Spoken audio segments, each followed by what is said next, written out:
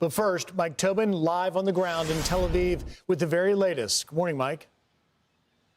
Good morning, Griff. And once again, the sirens wailed in central Israel this morning as another Iranian attack was inbound. The IDF now says some 27 Iranian missiles were part of that attack, and they've updated the number of drones, saying 30 drones were fired at Israel today. Almost all of the projectiles were intercepted mid-air, causing great booms in the sky as they were intercepted. Several did get through with massive warheads, causing a tremendous amount of destruction on the ground, particularly with the projectiles that hit here in central Israel in the Tel Aviv area. That being said, Magen David Adom ambulance agency reports some 80 injuries, but most of those injuries are light. Only one substantial injury, which is remarkable given the amount of power that was in the warheads of those particular missiles.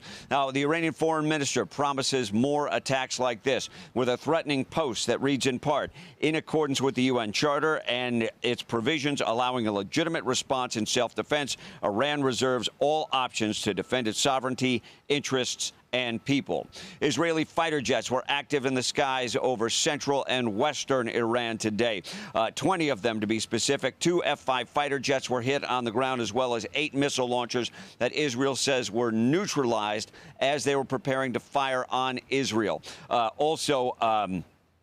The launchers that were used in the attack themselves were neutralized by the Israeli fighter jets that are still reportedly active in the skies over Iran. And a sad update from the war in the Gaza Strip.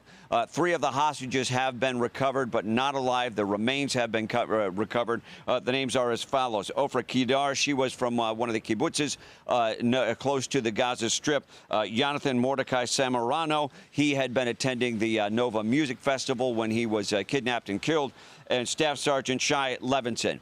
Their remains were recovered this morning, not through negotiations, but rather through, I should say their remains were recovered yesterday, not through negotiations, but through a special operation. Guys, back to you in New York.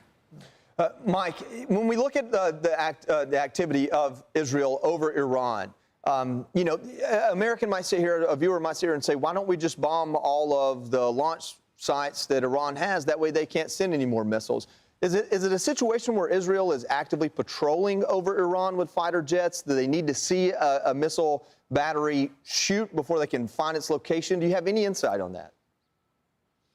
Once they start moving them around, the Israelis do say they'll get them once they come out to launch. When they move the launchers into place, prime them, as they said today, that's when they can become visible to the fighter jets, and the fighter jets can operate at will over central and western Iran.